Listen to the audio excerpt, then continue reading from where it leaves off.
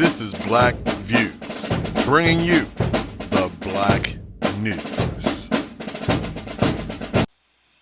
And this is the Black News. Thank you for tuning in today. Today, our subject is going to be about the California legislation that just changed in regarding to, sex offenders. Ladies and gentlemen, the shit is changing before your eyes as you see it.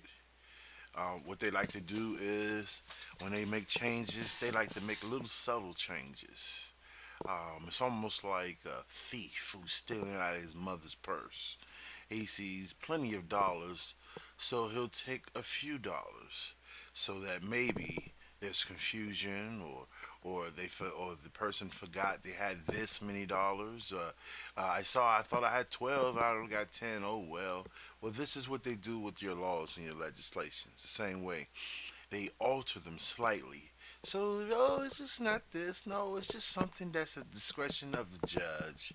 Uh, it's the judge's discretion on whether or not, um, if they just did a little more than this and that.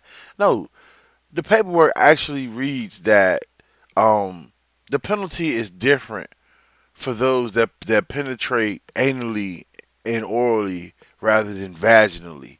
So we know boys don't have a vagina. So who's in danger here? Okay?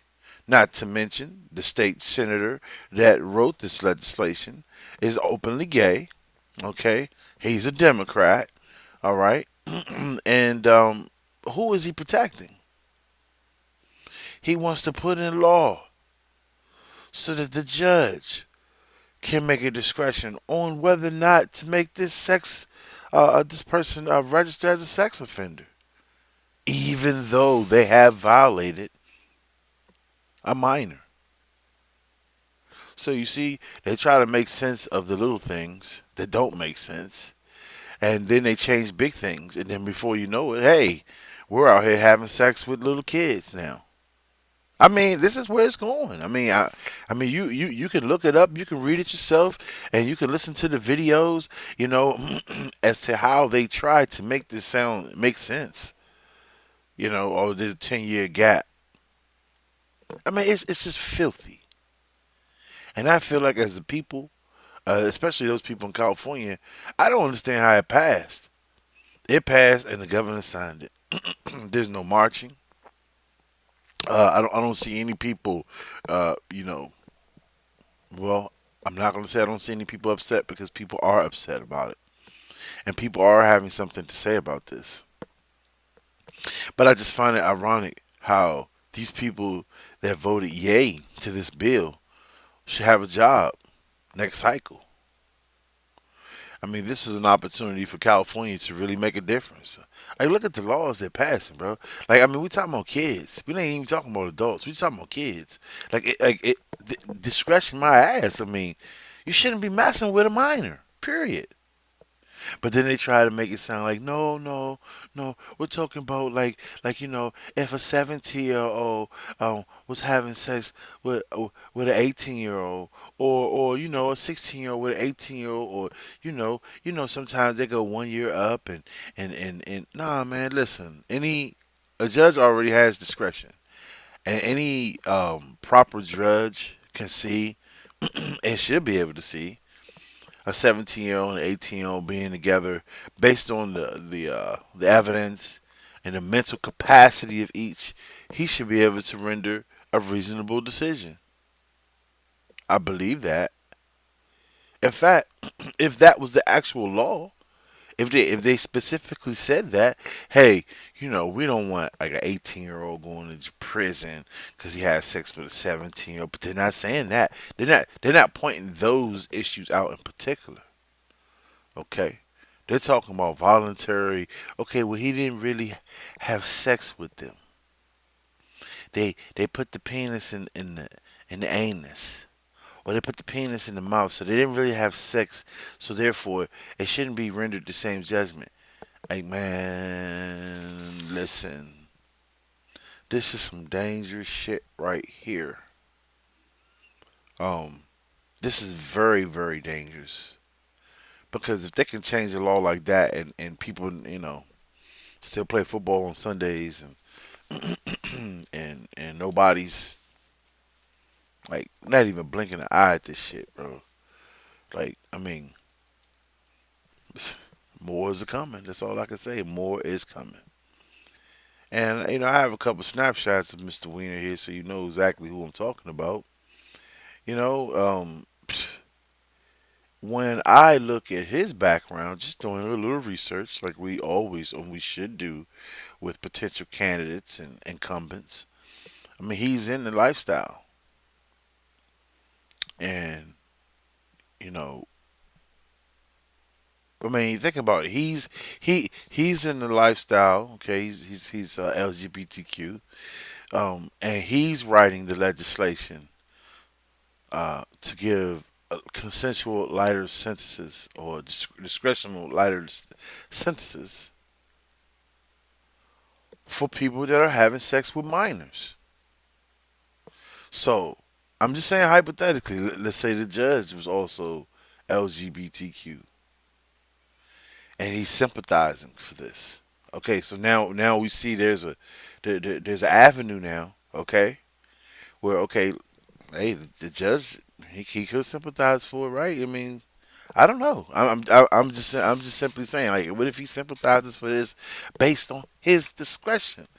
Man, think about that. It's based on his. It's more than just a law. It's put on his discretion. Now, all these different things out here um, that have been mandatory for Negroes in particular. Um, there is no legislation put out there to lighten the sentence to lighten the sentences for crack. There were no legislations out there to lighten the sentences for black men doing life or he made a mistake here. Like you don't see these little shave on the edges changes, okay, for black people. And that's my audience is black, and that's what I'm talking to. So you don't. I'm trying to wake you up. Like you don't see none of these changes. They don't go to bat and go sign things to say things like, okay, well, if you kill a black person, mandatory 20 years. You kill a black person, mandatory life. Or okay, if you kill a black person in commission of a hate crime, you should. No, no, man. Listen, they out here locking black men up for cursing out Asians, calling that a hate crime. Okay, no leniency, no forgiveness when it comes to that, but somehow, I mean, a law like this can be passed through the LGBT community and give discretion to a judge for pedophilia charges. Like, I mean, it doesn't, like, like, it's almost like saying, okay, which I wouldn't see anything wrong with, if black people do write laws, but I haven't seen any that's being passed to assist black people. So what I want to do is I want to share this video with you, and I want you to watch it because Mr. Wiener is going to explain to you why, basically, he feels this law should have been changed or passed. Stand by. But can you really just talk about what it was that you presented? Sure. So Senate Bill 145 it's an anti-discrimination law. It ends discrimination against LGBTQ young people on the sex offender registry.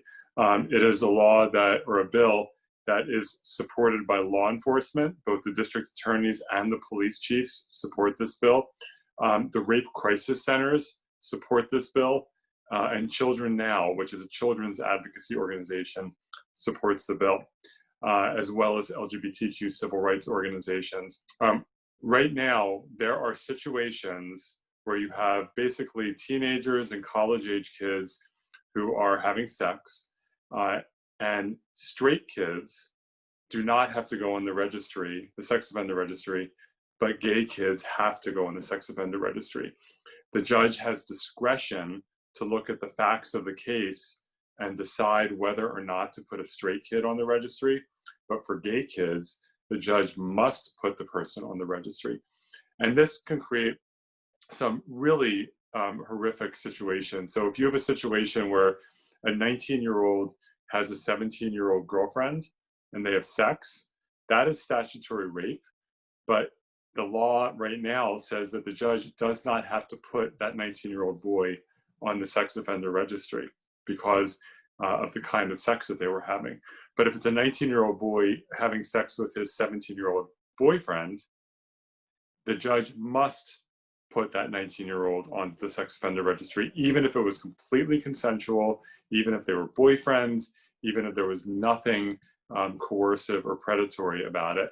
And so this legislation, all it does is it says, let's treat the gay young people exactly the same way that we currently treat the straight young people. Let's just treat them the same. We're going into an age where now, okay, everyone's included, but you still haven't dealt with the black people. So now, fast forward, we're writing and changing the laws for LGBTQT people because we don't want to discriminate against them exploiting minors versus straight people exploiting minors. Like what the? I mean, this doesn't make any sense, man. Like maybe to these law firms, you hear them explain this. They try to basically talk about it like it's apples and oranges. Like, well, you know, you have this is an apple tree and this is an orange tree. It's not really the same. They're not the same, but they're both fruits. And no, and this is how they're talking about the charges. Well, he really didn't have sex with them, so you can't say they had anal, oral. So basically, a person can still be convicted and maybe get a certain type of sentence, and then doesn't have to register as a sex offender. That means basically they can continue. Okay, and let me give you another example they gave. Okay, this is another example of someone rapes someone. Well, they call it statutory rape because why? Because they're minors, right?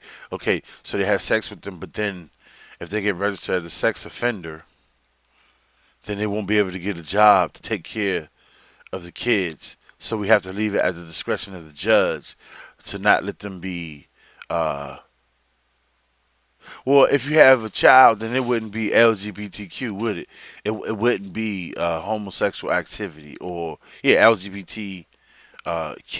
So if that was the example, then we're not really talking about a law that discriminates against LGBTQ because someone that's having a child is obviously not gay. But that's an example they use to lighten the sentence so that the person, the perpetrator that impregnated the minor, could still find a job. You know, because they wouldn't be signed as a sex offender. This is the American, I guess, the new American way, man. And I'm documenting this because I want black people to think. You have to start thinking about what goes on around you. You have to start listening. Sometimes listen to. They say don't listen to the news. No, listen to the news. Listen to the white media, but so you can hear the garbage, and then you come to the black media, and then we'll break it down for you. Okay, because you got to see, you got to at least hear what's going on around you, so you know what they're doing. Okay, I mean they're animals, man, savages out here, man. Look when they're playing with the kids now. They're finding ways, loopholes to allow these activities to go on, man. Think about that. Nothing good, nothing wholesome. They can't tweak no other system like daycare, national daycare system for everybody. Executive order signed by the president right away. Boom, me send $5 billion for a national daycare center. This will help, uh, um, you know, single moms and no, we're not getting these type of legislations. Legislation that say if you're African American and hey, you can go to the center and get these discounts or get these type of liens removed, or assistance that will totally help you. No, what they do is they say we'll give you HBCU, but when you go to HBCU, they still want tuition money, right? So I'm trying to understand, like, what I do understand is, okay, let's say if you fully fund the HBCU, okay, you're funding the what? The football team, the baseball team, make sure they get meals. Because the last I heard, they weren't even getting meals. Okay, their schedules all fucked up because they can't have food and gas to get where they got to go for HBCU. So maybe that's where that money's going. But you can't tell me that's affecting black people as a whole, because every black person doesn't play a sport. Every black person doesn't go to school. Every black person has not accrued student loans. So where is the benefit for blacks?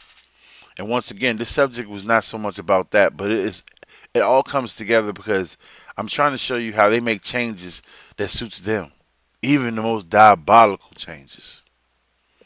I see you.